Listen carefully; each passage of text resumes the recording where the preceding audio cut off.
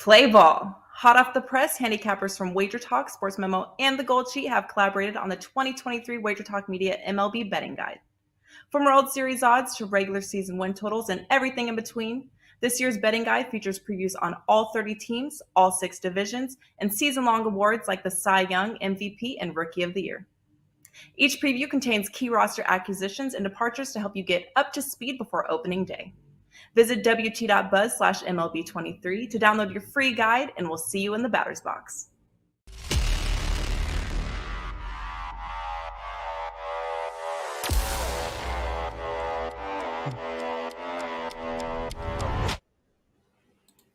Welcome to the NBA Triple Double Show powered by SportsMemo. I'm your host, Ronald Cabang, also known as UCapper on SportsMemo.com.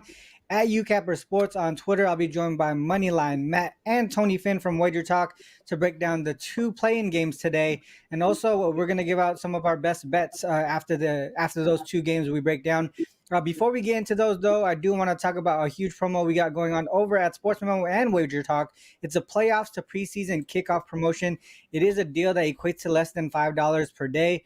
Obviously, baseball is back. The NBA playoffs happening, NHL playoffs here around the corner as well. We have a great offer to keep you with action from now until the kickoff of the upcoming NFL season. To lock in your favorite Wager Talk SportsMemo or SportsMemo expert through the NFL preseason, that would cost you well over $1,000, but for a limited time, pay only $4.99, coming out to under $5 per day. It does start the day that you sign up. And so the earlier you sign up, the better the deal. It does end 2023 Pro Football Hall of Fame game, which is August 3rd. That would be the last day of the deal. So that's a long period of time from here until then. It is all access to. You get every single play from every sport from the chosen expert that you sign up with, and your access begins, like I said, it begins the day you sign up. So the earlier you do it, the better the deal. The playoffs to preseason kickoff promotion end at midnight, Monday, April 17th. That would be the last day you can get the promotion. So head over to sportsmemo.com and wagertalk.com after the show here. Also utilize the free live odds pages, the deals page. The cappers provide free picks and analysis on a daily basis, along with their packages for sale as well. So a lot of stuff going on over there. All you got to do is submit an email address if you haven't signed up already. And a lot of that stuff is free as well. Before you go as well, make sure you hit the like and subscribe button here on this channel. It only takes a couple clicks and it helps our show grow tremendously. With that said, let's get Matt and Tony up here with me. Guys, one day left before the actual NBA playoffs here. We got 2 games for the play-ins. How's everything been going so far this week for you guys? I know we only had the play-ins on Wednesday, but a lot of stuff going on outside of the NBA as well. Matt, how was your week so far?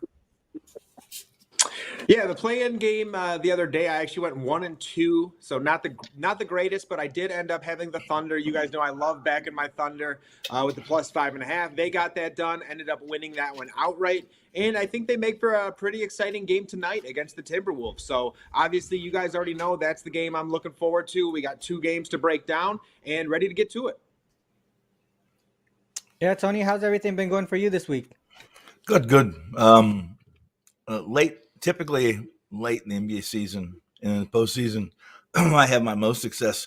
I've never tried to break down why or the what of that, but if you believe, I guess, if history repeats itself, I expect a pretty good postseason. And I've only played one. That was the Thunder as well. I played the Thunder plus the points. I took the Thunder half of my investment on the points, where I put another couple units on plus 180 on the Thunder. I played a same game parlay, which was plus 5.5 over the 226.5, because I thought that total dropped too much, that there's some value on the over. And I threw in, Giddy with a double-double, which was about 120 plus 120. So the 3-team same game parlay paid as well. I had a good first game. That was the only one I played. Pardon me. Nice. It's all good. Yeah, that sounded like a great day for you. I went 1-on-1 on Wednesday. I did have the Bulls, and I was actually opposite of you guys. I did look towards the Pelican side, so that was my bad there. But 1-on-1 just got juiced out. Hopefully, we have a better day today. Let's get into those games. Actually, we got the first one up here: Bulls and the Heat. The Bulls coming off of that home. Coming off from that come from behind victory over the Raptors on Wednesday. The Bulls were down 11 at half and dominated the second half 62-47 to end up winning by 4 points there. Levine had a huge night, 39 points that night. On the Heat side, they're coming off of the 105-116 loss to the Hawks. The Hawks pretty much dominated that game from the jump. Offensively, the Heat were struggling, and that's tough because, Hawks, they're not known for their defense. So obviously, their current form offensively is not that great here. On the injury aspect, Lowry, Butler, and Vincent are all questionable, but I expect them all to play today. From a matchup perspective, Bulls own the regular season series 3-0. They won all 3 games outright as dogs here.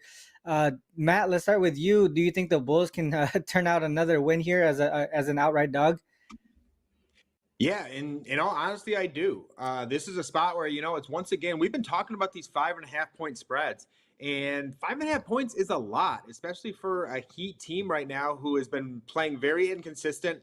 I'm not seeing a ton from the Miami Heat that makes me want to buy into them and lay this 5.5 points. Typically around this time, Jimmy Butler is coming alive, being that 3-stat stuffer, and he's not really doing that. They lost even with Kyle Lowry going off, who is a guy who, that's once in a blue moon. I don't know if we've seen that all season from Kyle Lowry. So for me, it's very tough to buy into this Miami Heat team right now.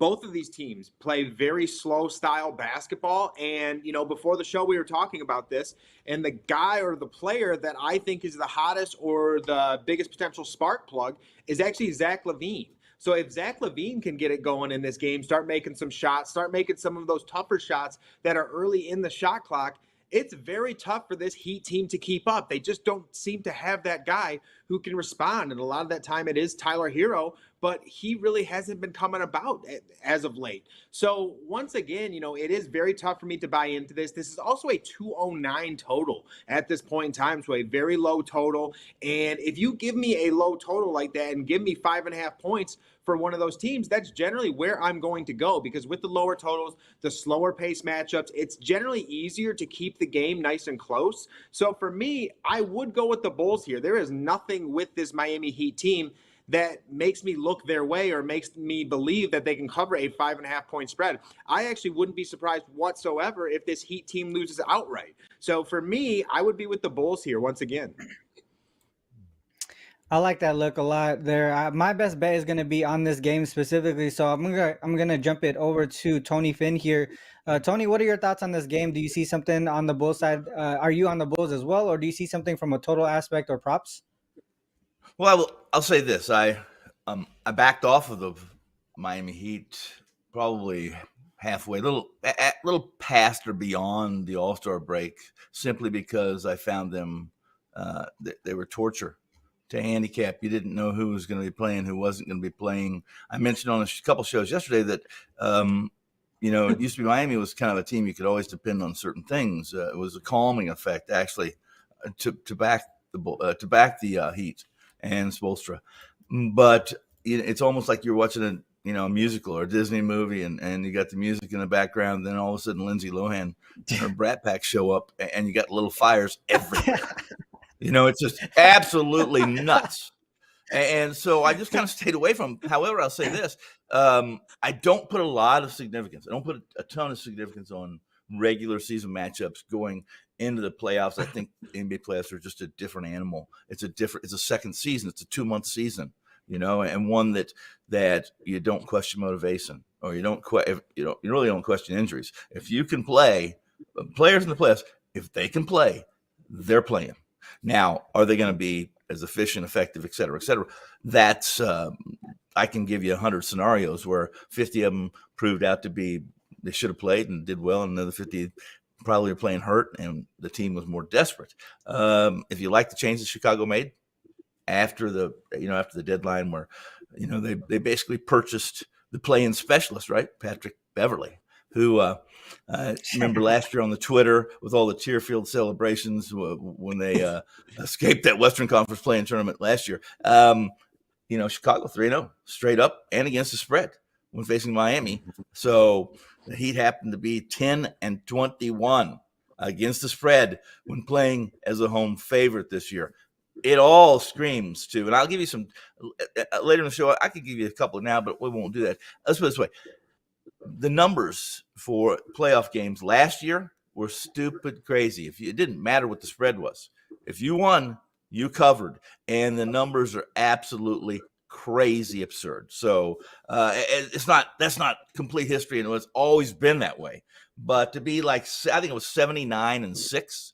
If you won, you covered. So as Matt just described, if you like Chicago plus 5.5, you better sprinkle some money on the money line as well. Yeah, that makes a lot of sense there. I mean, you talked about the Heat struggles post All-Star break. So one thing that I did notice is that the Heat were terrible offensively in the first part of the season. And after the All-Star break, it seems like they tried to fix that by playing a little quicker pace and focusing on the offensive side of the ball. But then in turn, their defense started to struggle. So it kind of counterbalanced. And that's what I saw, continued to see in that playing game against the Hawks. Their defense wasn't up to par, what we normally see from a Heat team, a Heat Spoelstra team, to be exact. So it's always tough to back a team that's struggling defensively when it comes to the playoffs. And I'll talk about it a little bit more in the best bet section. But let's move on to the Thunder and the Wolves here. The Thunder coming off of that impressive win over the Pelicans on Wednesday, 123-118. Giddey SGA led the way there. Huge support from Dort as well. I think that was a surprise to a lot of people. One thing that has kind of impressed me for the as far as the Thunder side, we talk about them as covering dog situations all season long, but I think one thing that's really impressive is their halftime adjustments, and you really saw that in that game against the Pelicans. In that third quarter, they led 39-24. It's just crazy that I think their coaching staff doesn't get as much credit as they should, because they have guys like SGA and Giddey and stuff putting up the type of numbers that they are. On the Wolves side, coming off of that loss to the Lakers, which I feel like was a pretty wild game there, to be honest. The Wolves were up 11.5. At one point during the third quarter, they were up as much as 15 points there. And then they proceed to score 16 points combined between the fourth and OT. And Edwards went for 3 for 17 from the field that game as well. From an injury aspect, Jaden Williams and Naz Reid out once again. The Wolves, that's huge for the Wolves there. Key depth and versatility that they're missing between two guys. Matchup wise, the Wolves did take the regular season series 3-1, but they split on the spread. The road teams covering all 4 games there, and even the Thunder winning one outright in Minnesota. The big question mark, guys, is how are the Wolves going to accept Gobert back after the situation that happened in the play-in? So, Tony, let's start with you here. What are your thoughts on this game? Well, I first and foremost, again, this is one of those I liked. One of the big reasons, or one of the primary reasons that I backed OKC in that game against the Pelicans, were the Pelicans' struggles against teams that were offensively efficient, or 200, say offensive efficiency of 214 or better, or averaging 216 points per game or more. The Thunder were hideous against those teams, and I also liked them because no matter what, the only prop I lost on that Pelicans and Thunder game was that the center for the Pelicans. A lot of guys said, "Look, I love this over 13.5 points. I love it." And I said, "Well, first and foremost, he's not healthy, not completely healthy. He's got a bad ankle, bad leg. Secondly, in the 3 games that they played that year, the 4 games they played, he scored 14, more than 13.5, and he never played more than 27 minutes. They don't give him enough minutes to be given, or at least to be backing big point spread covers as far as propositions go. But if you have an advantage over OKC, guys, if you have some bigs, and you saw it early in that Pelicans game, they went to inside, win inside. I think Val scored 10 first half, and they took an early lead in that game, 9 or so in that game, because they were taking advantage of a smaller team, which is OKC. Minnesota has the same. They have the same makeup here. If you go back to the games these two played, and again, I don't want to put a emphasis on the regular season. I want to put a large emphasis, should I say? But these two teams played each other in 2 of the first 3 games of the season.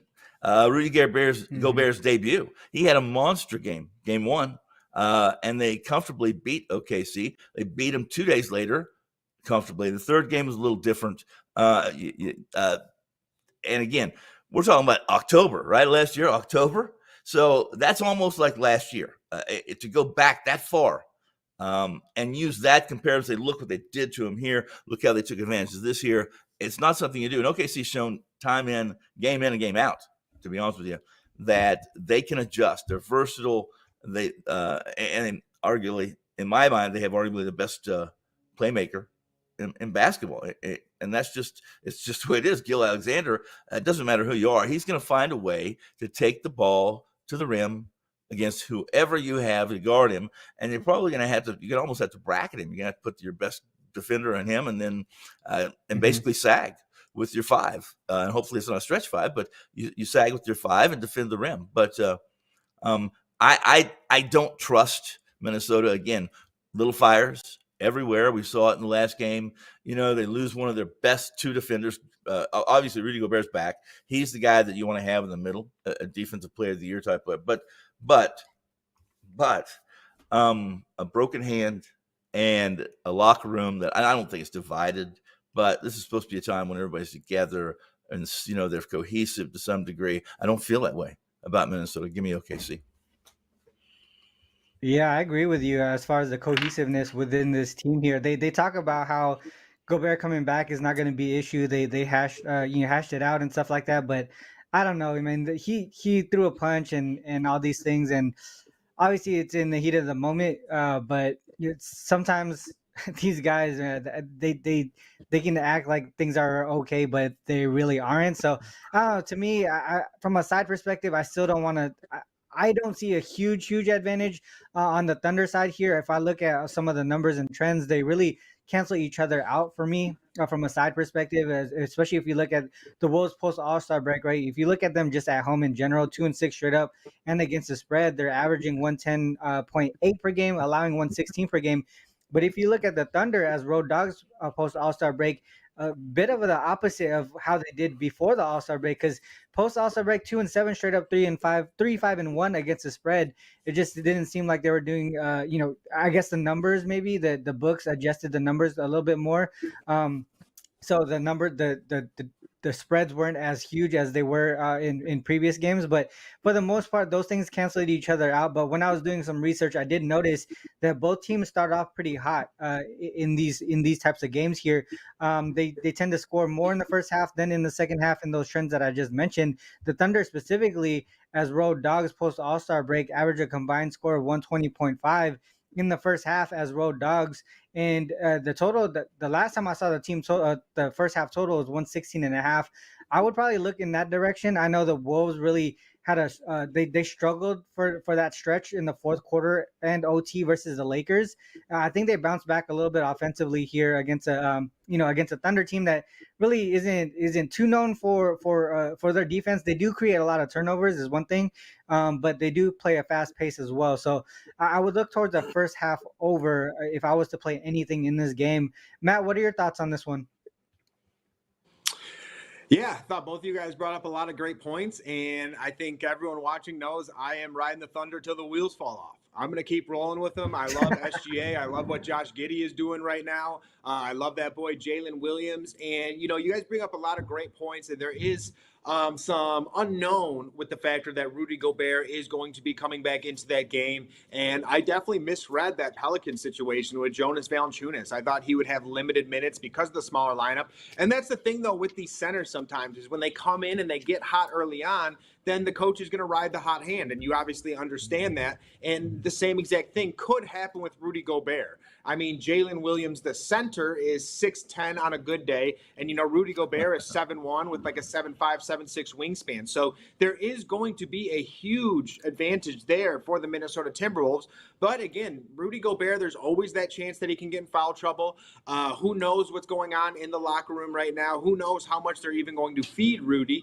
And in addition to that, this is going to be a very fast game. This is an Oklahoma City Thunder team who has the third highest pace in basketball. The Minnesota Timberwolves have the 10th highest pace in all of basketball. And I love the look for Shai Gilgeous-Alexander, to get out and run. To your point, Ron, Jaden McDaniels will be missing this game once again.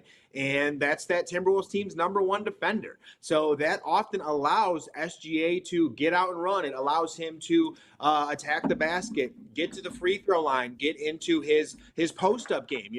What's really nice with this Thunder team, and I think it's something that's somewhat slept on, is their mid-range game, especially with Shai Gilgeous-Alexander, because what's going to occur with Rudy Gobert, he loves to drop to the basket. He loves to just get as close to that basket as possible, get his hands up. But what Shai can do is he can come around that pick and roll, pull up around the free throw line, and make you pay for that drop defense. So I think that is the perfect, counter to that drop defense by Rudy Gobert. And then also, someone like Jalen Williams did not have that great of a game the other day. I like him to bounce back. And although this Thunder team is so young, I trust them far more than a team like the Minnesota Timberwolves or a team like the Miami Heat, like we talked about earlier. Like, for how young this team is, they make the adjustments necessary. They play incredibly hard on both offense and defense. And if there's one thing with this Minnesota Timberwolves team that you've been able to evaluate all season, is this team will just straight up give up sometimes, and they just don't give max effort.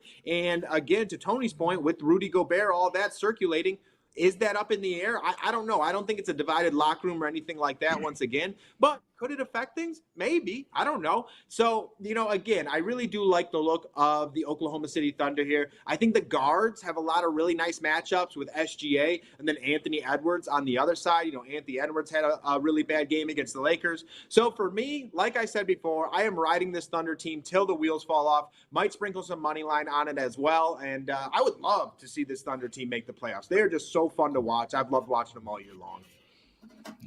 Yeah, and definitely fun to watch. Ronald, And like you said, yeah, go ahead. just the point is, Rudy Gobert has never been a guy that's most popular player or friend or personnel in the locker room. This is the same guy that, if you remember, during COVID, said screw this guy and started rubbing, and we know what happened after that. So it was a big problem in Utah.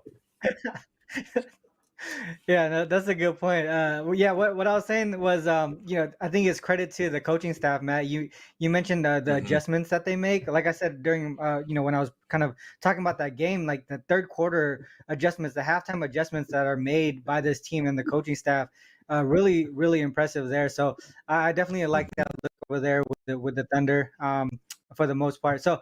I think your best bet is on that game as well. So let's start with you in this section here.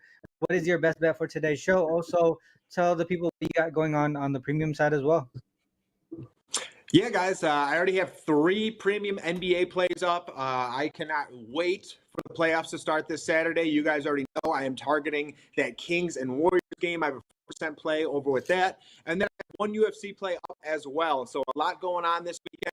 When the playoffs get started, you can count on me to have a playoff game going just about every single day. And another thing I'm going to be doing is I'm going to be providing a playoff study guide, basically breaking down every single game or every single series, the series outcome, what I'm basically predicting, the series line, maybe the exact game outcome, just giving some leans and some looks for everyone to kind of have at their exposure if they would like it, so that's going to be free over at SportsMemo as well. But for today, my best bet, like I was saying, we are sticking with the Timberwolves and Thunder. I love the look of this game, the points, the pace, everything with it, but we are not going with the Thunder side. We are actually going with the Minnesota Timberwolves, and it is going to be Anthony Edwards over 26.5 points. And all season long, if you've been tuning into this show, you guys know I love to bet the bounce back. And Anthony Edwards had one of his worst games of the season, shooting 3 for 17 from the field, 0 for 9 from 3, and scored 9 points in a pivotal game against the Los Angeles Lakers. And if you know Anthony Edwards, he is a competitor. He loves to get out in transition. He loves to get out and run, and he loves to attack the basket. And there is no team better to do that against than the Oklahoma City Thunder. You know, we've talked about this many times. The Thunder are a very undersized team, you know, with Jalen Williams, the center. He's around 6'9", 6'10". Then they run Jalen Williams, the power forward, and he's only around 6'6", 6'7". So again, very capable of attacking the basket against this team. You know, this is actually a line that Anthony Edwards has only hit in 1 of 3 games when facing this Thunder team.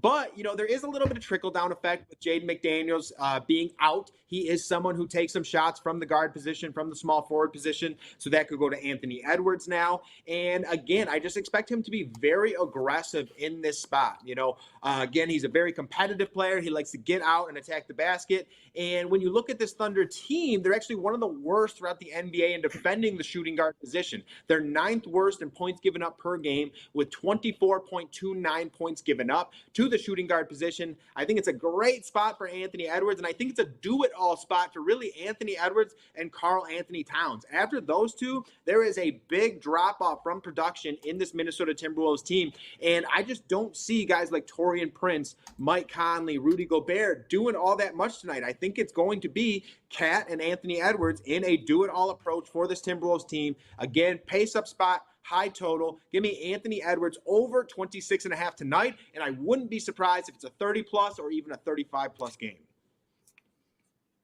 I like it. All right, Tony, let's go to you here. Your best bet for today, and also tell the people what you got going on over at wagertalk.com. Wagertalk.com, I have what I have is one play. Right now, the only thing I have baseball yet to publish, and typically Fridays are a little later published because of it's the first game of most series. Umpires are not they don't, the league's fairly careful. I have some contacts. I can get some umpire information. They can minimize how many crews, where crews are, where they aren't, et cetera, et cetera. But umpires are a big factor in my baseball, and it's been very successful for me.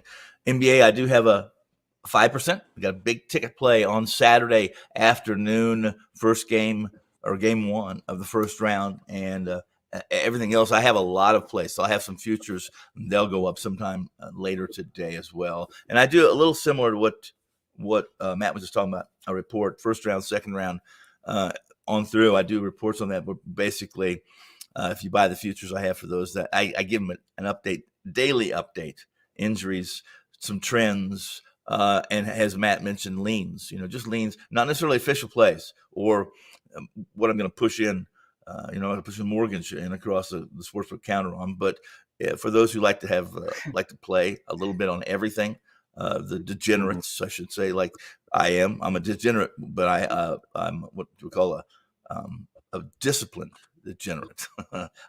Only because I have a lot of kids in college. But that said, I'm going to tell you this right now. My free pick, or the big best bet play for this show, is I like Boston for several reasons in this first round, and I believe Boston to be the one team, the one first round game I think that's most likely you'll find a sweep. And I have surprising. This shouldn't surprise a whole lot of people. It kind of surprised me a little bit. I thought the number was a little bit low, but to go minus 3.5 on Boston as a series play is only returning you plus 280. Now, a lot of people say, well, why do that? Why not just play the money line on Boston for the first 4 games? I haven't done the math on that because this was kind of a thing. I just said, I'm going to throw this out for Ronald's show, and so I'll do the math on later on. Maybe you guys can discuss that as you go forward in situations like that where you're playing serious money, especially a sweep like I am, minus 3.5. Boston's going to be a pretty big favorite, at least at home in this. What's the number on that right now? I think it's about 8.5 or 9, if I'm not mistaken. In game 1, yeah, it's around 9, I think. I like the over around in this. 9, Yeah, I like the over. Before I'm not even going to go into the game. I'm just going to give you a couple that I mentioned to you. I'm going to give you a couple trends, and I'm not a big trend guy, but these are 2 different seasons. And what I always like to mention in shows is that I would warn you to be carrying over a team's form from 10 games ago into the playoffs, yet alone a team's form 50 games ago because they beat the crap out of this team. Look, how can it be any different? It can be different. I mean, there's only been 12 sweeps, 12 better seed sweeps. All 12 had better records, obviously, in the second half of the season. So that's something you look at. Look at the second half of the season. But first round game trends, big favorites have a big edge, guys. So it's not the teams with 8.5 points or better, or 8.5 points, giving 8.5 points or more, 76-10 straight up. That's a pretty nice number. But they're 52-34. It's over 60% against the number. Unders are very prevalent in the first round. We talked a little bit about that. Bigger road favorites, also a solid. Of eight of the last 45 road favorites of 4.5 points or more have lost outright, going 37. I think it's 37-8. That's what the number was. 37-8. If you're a road favorite, 4.5 or more in this first round, 37-8 straight up, 30-14 against the number, almost 70%. It's when you get to these lines, the 4 points, the 2 points, 4 points or less, on the favorite, have proven to be a losing proposition. 33, 32 straight up, 24-38 against the number. So in many cases in the NBA, it's not as rewarding. Your ROI is not as expansive or as attractive to look at. Money lines are often the way to go in these NBA games that are 4 under. Whatever it is, either that or you're taking the dog. You're going to be taking the money line, or you're going to be playing the dog, because it's telling you this game is going to be close, and it's just the way it is. 27. Guys, last year, NBA first-round playoffs, 27 unders, 16 overs. That's a 63% return. That's pretty darn good.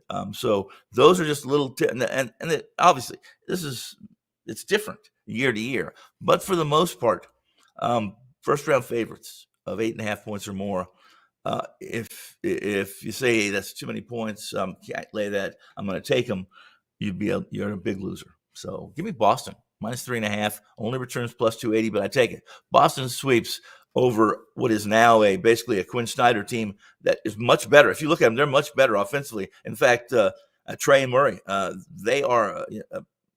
they're taking it to the rim, and that's what Quinn Snyder did. Not that Trey didn't do that, guys. He's always done that, but over this year, 31% of his shots came from at the rim, 4 feet and in, 4 feet closer.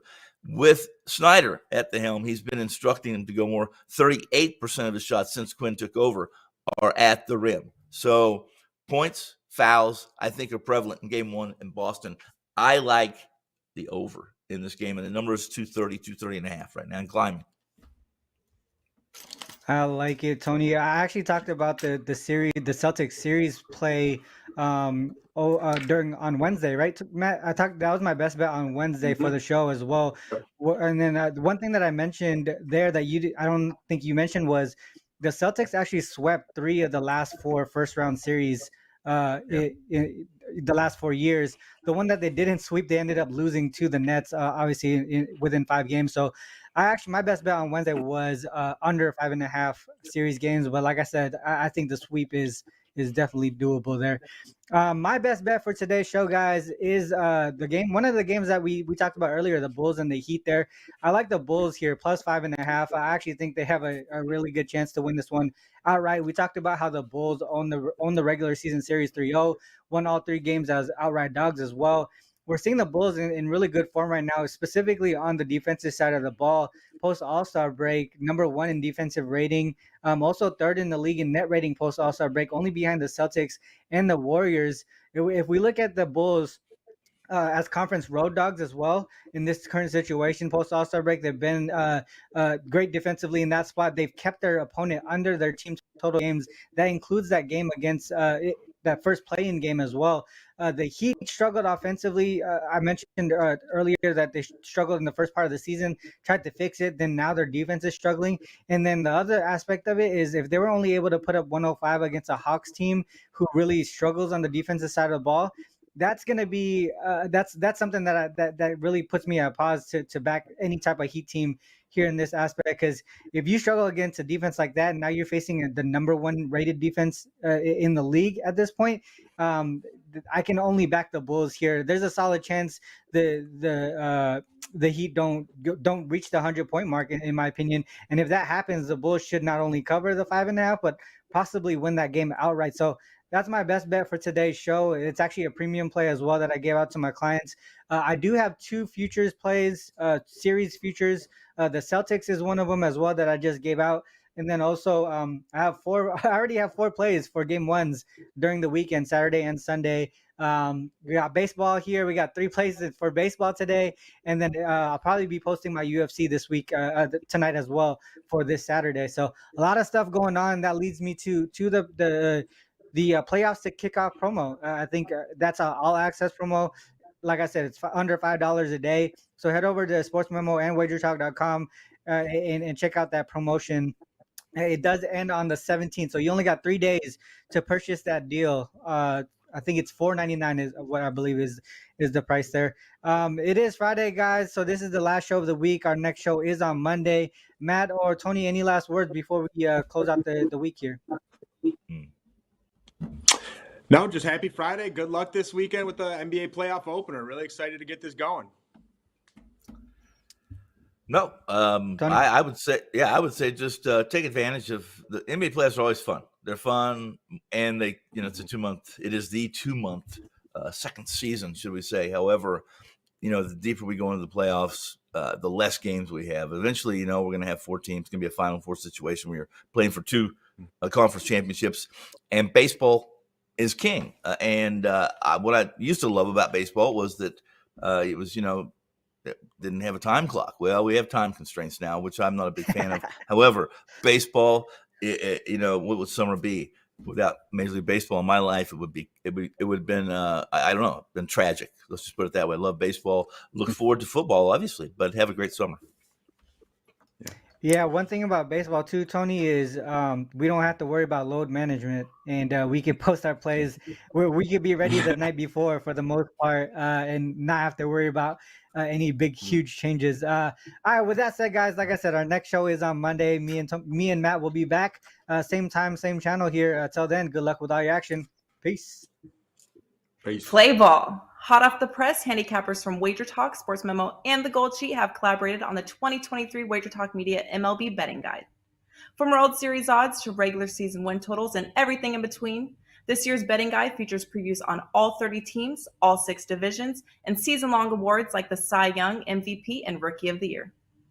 Each preview contains key roster acquisitions and departures to help you get up to speed before opening day. Visit wt.buzz/MLB23 to download your free guide, and we'll see you in the batter's box.